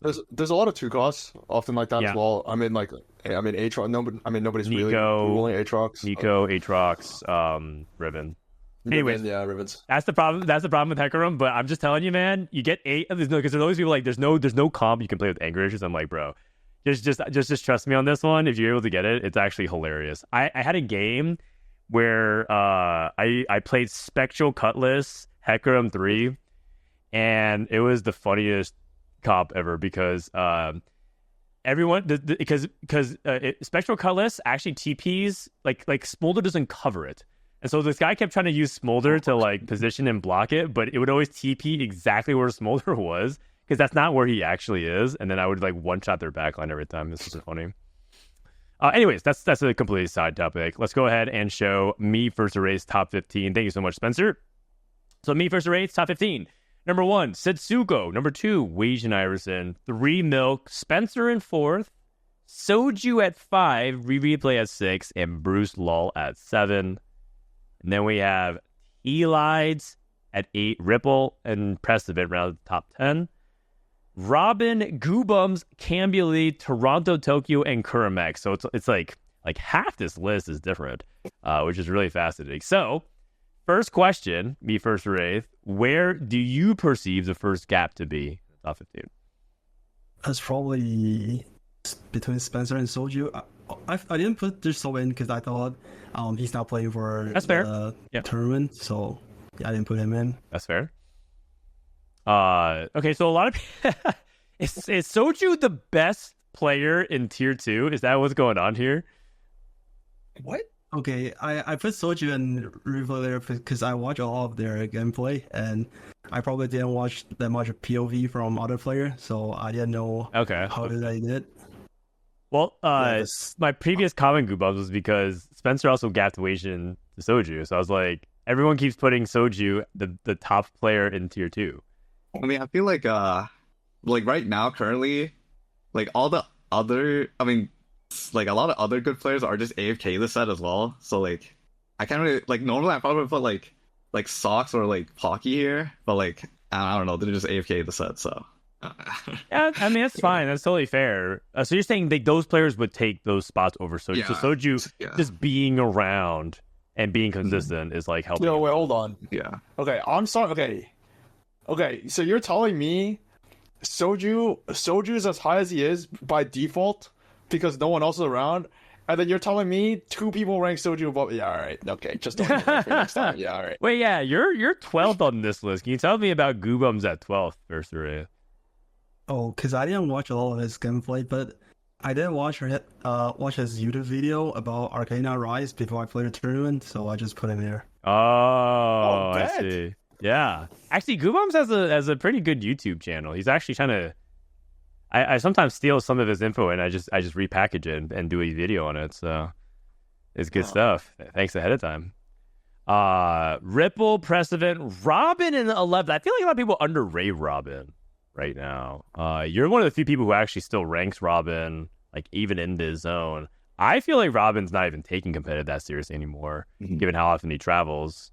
So I think that's an interesting conclusion. Do you think very highly of Robin? I just ranked this based on my impression from before in previous set. So Okay. So it's like a you have a little bit of history coming into this as well. yeah. Okay. That probably explains like Kurum and even if they're not necessarily putting up the results. Got it. Interesting. Who would you put 16? Like Spencer struggled to put 13 to 15. Did you struggle to put any, like, you had to decide to cut anybody? Probably Asa. I learned a lot of secret tech from his Twitter and stream before, but I didn't watch him that much this set. So. I see. Asa. Is Asa playing seriously, Guubums? I think he is, right? He's kind of has I think he's AFK as well. Tilted. Yeah. He got tilted. He was playing seriously, but okay, I think like Asa suffers from burnout. I mean, as most people do, but I think like Asa specifically suffers like pretty hard from burnout. Like he's more susceptible to it. Yeah, Okay. just from what and like I think more than other players, Asa kind of like lets like ladder play kind of get to him. Mentally. Interesting. I feel like he's a player that I would be one of the he would be one of the last people I would guess on paper because of his poker experience. Oh, yeah. Actually, I don't know, but yeah, I think he definitely lets like ladder play or ladder results like affect him more mentally. Got it. And obviously, because like between what he has to do for like TFT coaching, shadow TFT coaching, but between that and just like having to play competitively and all that, like it definitely takes a little bit of a mental toll. And then between like socks, AFKing. So like Ace says this all the time, but like, Ace is like, yeah, I'm not even good. I just wait for socks to give me all the tech. And yeah, we don't have socks anymore. Yeah, it's fucking doomed. I mean, it can't be doomed. Spencer went 3rd and Milk went 5th. You got your group still lives on. Dude, okay, no, Milk doesn't even count, man. Milk doesn't contribute at all. Okay, but Spencer, you apparently don't contribute either. You just sit there and call and watch VODs on mute. Or watch games on mute. No, I don't mean. I just like give my thoughts here and there. I just like watch their games and then I don't know. I see. Okay. Fair enough. Let's move on to agree. The last major segment here before we close out the show. This is an interesting agree. Not really. It's just more that Soju tweeted out something. This didn't really necessarily make the news part of the show because I felt like something we wanted to harp on or elaborate upon. Which was Soju said he won't be competing in future Cubs unless the format changes. I'll qualify to regional through ladder snapshot, which is why he's every day. His stream seems to be popping off with his results. He's been getting burnt out and upset every time I show up. It's just not worth it. GG. And I'm curious if that's how you guys feel as well. So the agree would be whether or not your sentiment is similar to Soju right now. So I'll start off with me first, 8th. Yeah, do you feel the same way? Yeah, it's an easy agree. That's the reason I quit after the first tournament every set. Like just sitting, like if you went 8th in the game before reseeding, you just sitting there waiting for 1 hour and then with the set in motion, you don't know what to do and you want to quit the set already. It's an easy agree for me. Yeah, I mean we have a poll in chat right now. I guess like, do you guys feel burnt out from the viewing experience? I'm not sure how many of you guys are actually competing in it, but I wonder if you guys feel the same. Spencer, how do you feel? Yeah, I kind of agree. Like the tournaments are so long. Yeah, I don't know. The tournaments are just very long. It's just like kind of not worth It just takes. Okay, so would you be okay with playing fewer games? What about China, for example, plays 5 games a day in their groups. They don't actually play 6. If they ever play 6+, it's because they're playing checkmate. I mean, I think I don't know. I'm fine with the format. I just like I feel like there should be like more of a prize pool for how long it is. Because like right now it's like you have to commit at least like 7 hours per day for each for each day. And that's I don't know, that's just so long and usually not very high EV. Because like doing monthly 20 is like kind of hard. Because it's like there's like variants and stuff. Okay. Guubums. I mean, I think this is pretty easy to agree. As for like the solution, I don't know what it is, but honestly, this said, like I might even fucking call it in on the tournaments. Like the tournaments are a lot of hassle. And honestly, like if I don't play the tournaments, maybe I'll just like come mess around on the co-stream. I think that's pretty. You fun. want to come back for the co-stream? I mean, it was actually really fun to have you, man. I don't know, it was great. You should come back. Wait, do you mean IRL or Sure. Or, I mean, bro, you're not making regionals. Let's make that. If you're just gonna quit the tournament. No, hold on. You said you want to do regionals. You got to do worlds last time, and you said you want to do regionals. If you want to be back for regionals, like maybe we could make that happen. Oh, okay. Honestly, I just went for the cups, but also, I mean, that's chill too. I'm down. Oh, I see. I mean, look, if you're gonna be joining for the cups, you're probably gonna be joining for regionals as well. No, because what I'll say is like, why don't like I'm pretty sure I can even still go for snapshots. I had to draw my first week, but like I'm like rank 5 right now or some whatever. Like whatever I am, I don't know. Like pretty much whenever I play for real, like I actually climb. You climb. But and also, like I don't like unlike a lot of players, I feel like when I'm like if I get top 10 or whatever, like whatever rank, like I'll actually just not play, which is like sitting is like. Sitting is harder than it sounds like. Everyone gets like the itch to just you just need to fucking play one. But like I straight up can just like not play for like weeks at a time, and honestly I'll probably be happier for it. But yeah, okay. Anyways, back kind of like okay. I think it's an easy agree, and I think like given this set like how it is, I think a lot of people kind of like recognize that, especially after last set, that like you should definitely just go for ladder snapshots. Spencer's going for them. I'm sure Bruce Law, Philip, and Darth Nub. We saw Wajan's going for them. Soju now says he's going for them. Wajan's not going for them, so that helps a lot. Oh, you're right. Sorry, I misspoke, but you're right. Yeah, Wajan and Dishop not going for them is really, really nice. Huge. Yeah, it opens up slots significantly. Yeah. So, and then Keenan's going for them. So I don't actually, like, truth be told, I really don't think Soju's actually going to go for them. I think it's just a straight up scam. I don't know what he's going to do, but, like, I just highly, highly, highly doubt he'll ever make his snapshots. I mean, I'm happy to be proven wrong, not really, but, like... I think it's just more fun on stream to watch. he just like goes it's hard not one, to. and it's hard like, not to. Yeah. Yeah, I mean, if you saw him today, he went 1-1-1, and he's like, all right, I don't even know what he started playing, man. Like, it was some trash. I should probably... people want to track the snapshots. Looks like it's pretty high. Maybe I should probably snapshot watch party to see if how people are going to finish out. It's actually pretty hype. Is it next Wednesday? So it's every like Tuesday night. Yeah. So it's not like it's Wednesday at 12 a.m. like whatever some a.m. number, and then 12 a.m. I can't stream at 12 a.m. The baby. Well, it's like 9 a.m. Like it'd be like it'd be towards the end of your PM PST. Oh, it's 9 p.m. PST. It's 8 p.m. PST, I believe. Actually, I can maybe make that happen. We'll see. Next one's next Tuesday. Well, all of them are every Tuesday. So all right, whichever one you do, whichever one you can't do, feel like doing. Obviously, there's all that. I'll maybe next Tuesday we could do that. Chat, by the way, overwhelmingly agrees. 92% agree, and I think Raptor some of this summarized it. My feelings. There's too many tournaments that can't even keep up. They're not even special. Pretty sure they can 10x the prize, and it's still not special. It's not about the money. Yeah, I agree. I agree. It's because we don't. It's more like it should be. It should be a great opportunity for me1stor8th to win the cup, and kind of have an opportunity to be celebrated and be an opportunity to kind of put your name into the hat. But people don't even have time. I was talking about this on the co-stream. T-Light got eliminated in day 1, and what did he have to do? He had to start grinding for snapshots instead of like actually watching the tournament and hanging out in the co-stream. He actually really wanted to do that, but he's like, I have to grind for snapshots because I have to take my chance at that. There's just never-ending amount of kind of a slog, and where's the absence, right? Where's the off season? Where's the time to kind of feel like motivated? Right now, it feels like if they just keep jam packing it full. The benefit of the system is that Now it's like, basically anybody that grinds through, no one can really be bad and make it like really, really far in regionals, in my opinion, because it's just kind of hard to do that unless you spike a cup, and that's even hard to do as well. But I just think that the system is just the games are taking too long. Tournaments are taking too long. There's too many events. We added an entire new set. We have 33% more tournaments, and we added more cups. If you actually think about it, we had 2 tournaments per set max in the past. And then we had mid set, and then we had 1 tournament in that. No, we still had 3 cups. It was 3 cups plus.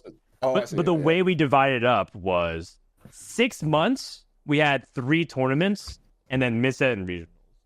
But now now we have every 4 months we have 3 tournaments plus regionals and worlds, and that's so it's more than 33% that's actually happening. There's just way too many. It's probably closer to 40 to 45% more tournaments happening, and that's assuming we're not doing third-party stuff like Box, like EWC, like TSI. Just way too much. Dude, I actually think like it's not even that. It's not like number of games necessarily, or even like game length. It's like pretty much as soon as they had these like the region merge, right? Like we're literally seeing like I think like 10 to even 15 NA Worlds representatives, like people who have represented NA at Worlds before, straight up quit. And I don't think it's just because like whatever, it's longer or whatever. Like I think like it's like roughly the same length that it's always been, honestly, for most players. So I don't actually think that's the real reason. I actually think like I mentioned this last set when they revealed the format, but like I think like set over set they actually just make it worse for like the most engaged competitive players. I think we like I think Dissoap actually disagrees with this, but like I think if you're like very, very, very, very good, as obviously Dissoap and like Setsuko are, I think it's like more than fine for you, honestly. But I think if you're like even like slightly under kind of like that super very, very good tier of player, it's like they're pretty much just like spitting in your face set over set. And I think like it's pretty evident that like I don't know, if you're seeing like literally 12 NA reps, NA Worlds reps not choosing straight up to just not play in any of these tournaments, like I think you should be like looking at the format or looking at something and be like, okay, something's up. How about this? This is agree number 2 from Day 6 suggesting, and this is something similar we were talking about last week, Guubums. Playing 29 tournament games for Warner Draw is no fun. I would like to see 2 Tacticians Cup percent instead of 3 with larger prize pools, and add a last chance qualifier for regional tournaments without a prize pool. This will solve both problems. What do we think about this? Let's start off with Spencer. I'll hard agree. I mean, I think I've kind of mentioned it earlier. I think, playing like 29 games for $100 is just, this too is kind of bad. You would feel like that's okay, even if it feels like you get less chances at making regionals. I don't know if that's actually true with the structure, but would you be okay with it? Closer to true than that. It's closer to true, but I feel like I don't know. I'd rather pay a lot more for something. Okay. Than nothing. Guubums. Okay, I think like just like a blanket, I would agree if this is better than what we have. But I will say like I know, like I didn't really like when Milk was like yapping at the end of the last stream you had with the tournament. I kind of like didn't really want to interject. It's like I just like listening to Milk. I'll control around, I guess. But I think like I think you can straight up lower, like you would actually improve your chances at making a regional, like lower the variance by just doing point carryover. And I still think I've always kind of like championed for point carryover. I think it's just a good thing, and then you just do like different types of cuts. This is actually our next degree. So I'll cut you there. Sure, now we'll go to me1stor8th, and then we'll revisit this in a second. So me1stor8th, what do you think? Would you be okay with this? Yeah, it seems better for a player like me as well. Like when there's 3 cup, I need to play every trial and every cup, considering I'm not playing sub-regular event. That means I need to play TFT every weekend. Yeah. So it's not that good to have 3 cup. For last stream qualifier, I did make it to LCQ as 9, but I just feel like it's not even worth to play it. But I should at that time. It was ending up in its Earth meta, because I feel like I don't have time to prep for it, so I didn't play it. But yeah. Man, that meta sucked. The Earth meta in set 9. I'm gonna go on a limb and say that I think that they should cut trials as well. I think that if they kept this system and made sub-regionals kind of matter, because sub-regionals are important. Like Brazil, LATAM love their sub-regionals. I think in EMEA, they like their sub-regionals a lot. Like the Germans play the German Cup, right? The French love their own French Cups. I think that if they keep those sub-regionals and build them out more to replicate what they want from trials, make Tacticians Cup basically just 2 weekends with a regional LCQ, that will make the set feel a lot more dynamic. And also, I actually messaged this to Riot.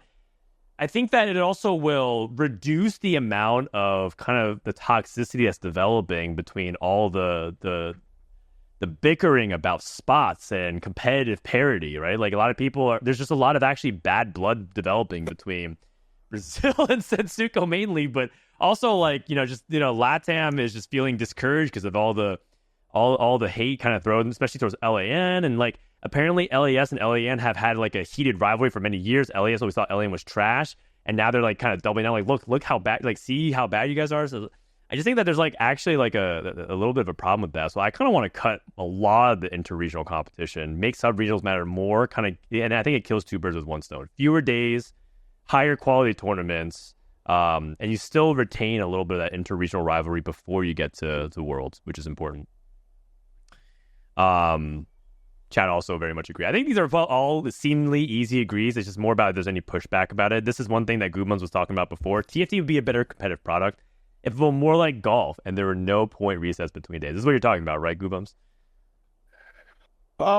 Yes, this is what I was talking about. I think, nevertheless, even if you don't implement this, I think because the current format is so bad that like the basic suggestion and your suggestion, you talked about the same idea. It's still better than what we have, but I think for me personally, like having played so much TFT tournaments and like all this fun stuff over the years, if they did that switch, I would probably quit.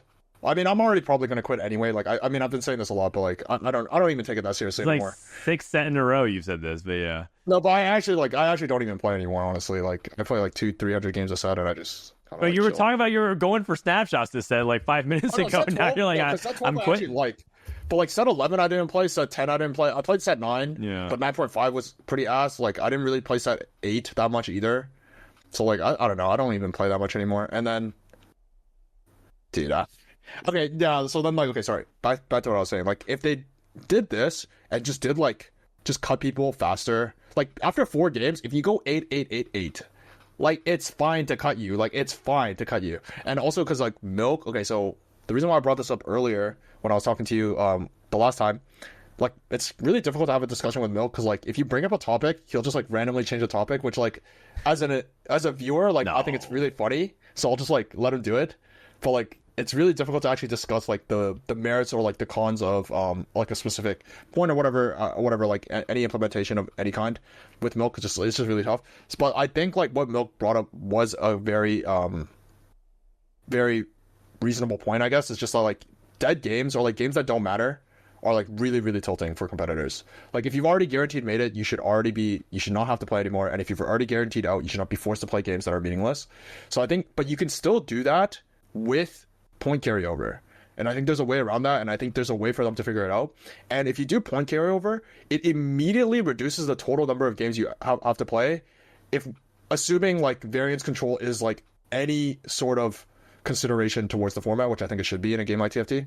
So I don't know, okay, so we play like what, up to 19 games in a weekend.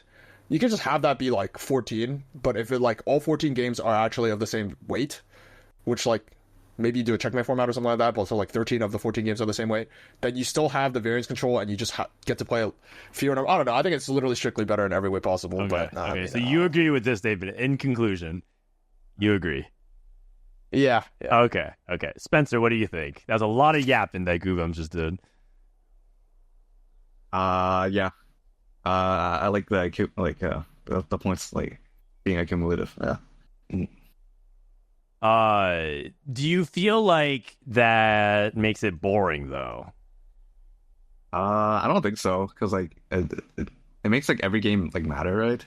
I think that's pretty good. For reference, the winner of the tournament this past weekend, if it was total points, was Milk in first, Tex in second, Ripple in third, or actually, no, sorry, Fritz in second. I was Milk, Fritz, then Tex would be top 3, and Ripple would still be 4th somehow, which is really interesting. Me First Wraith would be 5th, it looks like. Me First Wraith, what do you think? I mean, it sounds fair. I agree with it. Like back in Sen, I remember like even they don't carry all the point. There was like +1 or +2 point if they did well on day 1 and day 2, I believe. Mm-hmm. So I feel like carry over the point or adding a little bit of point should help. Like I just barely made it in, and in day 2 I was like 28 point, and I just loaded that, and day 3 I just high roll, and somehow the tiebreaker doesn't work anymore. So carry over the point seems pretty good. A lot of people, so the main criticism, Chad actually disagrees with this. The majority voted against. And I think it's because they feel like they don't want inevitability going into the last game. So if you're talking about like, can anybody win? If Spencer's up by like 10 points, he can literally just go dead last and the tournament game like doesn't matter for him. But like he won the tournament. And that could happen multiple games out. You could have it so like the last 2 games, there's just no way for them to lose. The difference between this and golf is that you still have to execute, even if you're multiple strokes ahead. Like, let's say you're playing in the U.S. Open. You're 10 strokes up over second place. You still have to play the last hole and get it over the line. But in TFT, you can literally just have hands off the table. Well,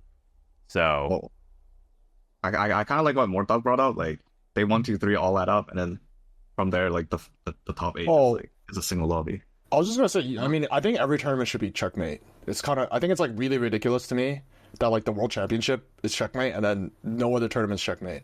Like that's another that's another subject. Okay, like, I don't even like checkmate, but I think if like we're accepting of the fact that checkmate will exist, and there's no way around it, then like, you know, make that true. Like it, you know, instead of like what we have right now, where it's like we just have one tournament that happens to be checkmate, and like no other. For like every other, I don't know, like normally in like most like sports or other competitions, it's like everything kind of like replicates the penultimate like format, right? Like everything has that same format, and it's, I don't know. I mean, actually, that's not always true. Like for example, chess is not true, but like people do not like chess format for that reason. Literally that reason, by the way. But bring checkmate to chess.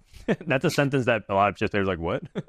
But yeah, I think that's like a way around that problem. Yeah, just making internet. It's interesting. That is something to think about. So the way Mortdog is suggesting it would be Tactician's Trials and Tactician's Cup is now one tournament.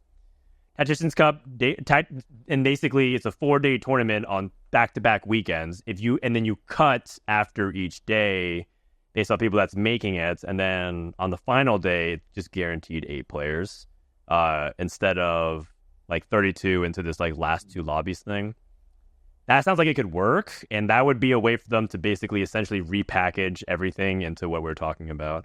And I think that would drive a lot more excitement, because then it's just like it becomes kind of like a TFT major in a way. Like it's kind of like this whole long process. So I'm open to the idea. You know what, Guubums, just for that, I'll try to reach out and see what they think about that. Okay, for the record, I don't think it should like narrow it down to 8, but you could have like.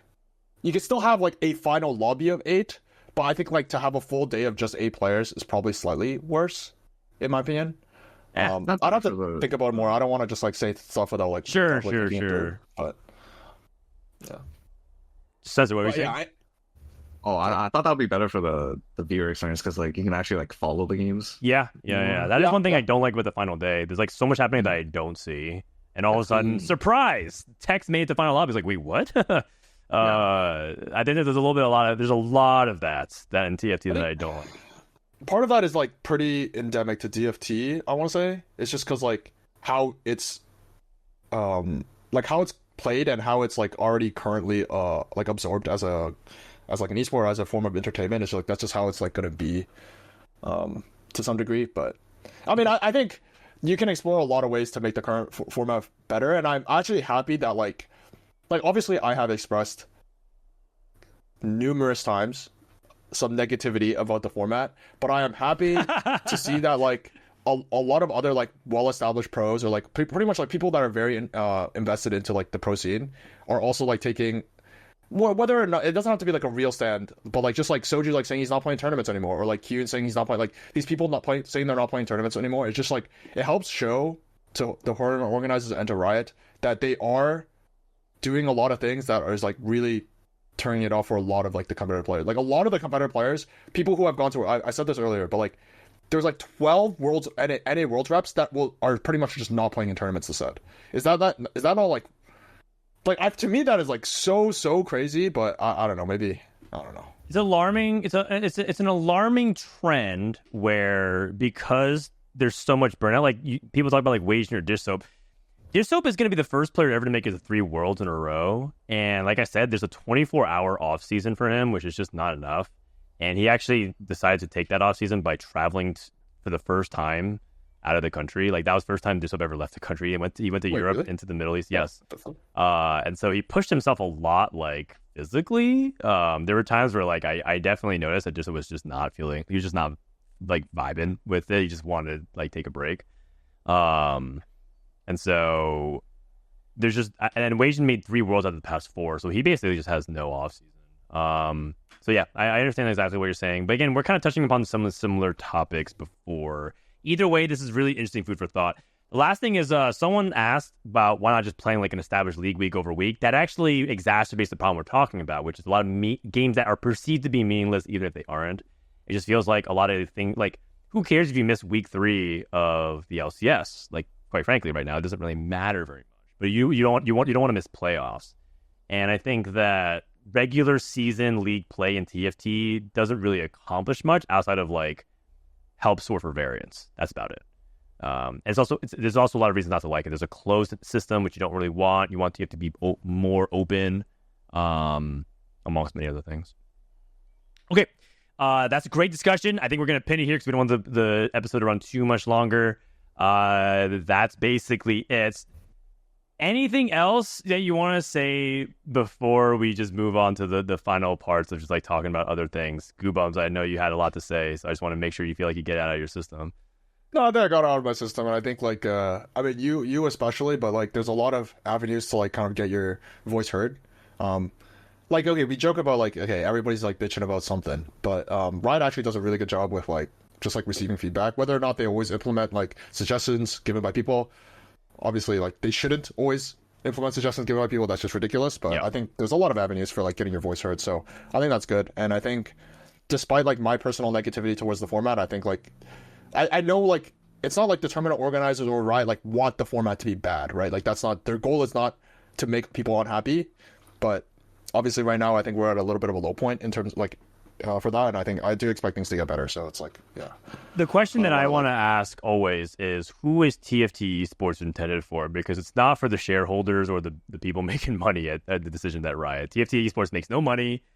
People participating makes no money. Me first, are you playing in these tournaments for money? No. Spencer, are you playing for the money? like kind of. But, okay, but like I mean, but is there money really actually the meat? Like is money actually the biggest factor here? It's not. No. And Guubums clearly not. A lot of people play because they loved it. They love the game. They love competition. They love putting themselves out there. And money is a factor. Don't get me wrong. Winning the world championship, winning Vegas, or all those things is huge.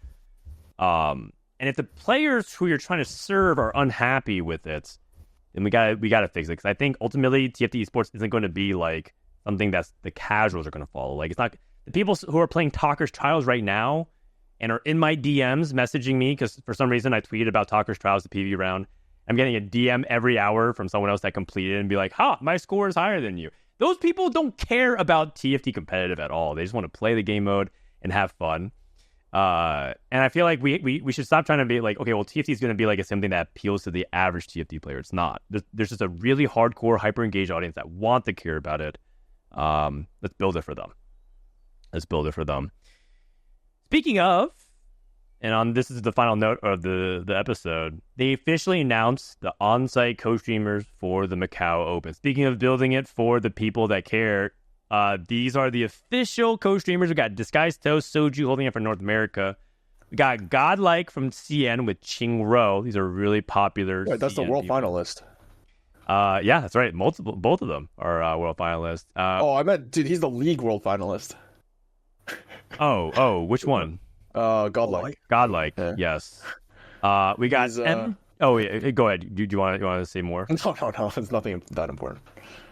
M Cho, who's I think for Vietnam, Sean's for France, Sologa Song for Germany, A-Lane Jaywalking for Korea, and Jazz Latte for Taiwan. I don't think that's the last of them, but I do notice there is no Spanish and Brazil or Portuguese rather for the Brazilians. So maybe there's more to this that I haven't seen. But either way, there's a lot to look forward to for Macau. Very excited for it. Snapshots are in 2 days. So if you guys want to get your games in, make sure you end Challenger or GM or Masters to get your tickets, assuming that you guys are making it out with us. And on that note, that is it for our podcast. Let's go ahead and get some final words and thoughts before we wrap things up. We'll start off with me1stor8th. Thanks for joining the show, All man. right. Thank you for inviting me. It's fun to talk about TFT in the podcast. I will try to grind the set and try to make it to the world, I guess. Yeah, absolutely. You are streaming. Do you have a consistent stream schedule, or like when do you stream? Oh, not really. I'm planning to flick the stream for a week. Okay, never mind then. Just check back and just follow him on Twitch. He'll check back in some other time. Spencer, thanks for joining us for the first time. Yeah, thanks for having me. I was pretty nervous, but yeah, it was pretty fun. There's nothing to be nervous about. Nah, I saw you were a little bit jittery at first, but I feel like you eased up and you had a lot of great things to say, so I appreciate it. And hopefully we'll have you back one day. Maybe if you pop off for regionals or world something like that, we'll have you back. Okay, Guubums, thanks for tapping in here for Bryce. I might tap you again in the near future. Yeah, sure. I mean, obviously you could reach out whenever. You have to redeem yourself for a fantasy draft previously, I think. So no, wait, hold on. No, wait, I had one good one, one bad one.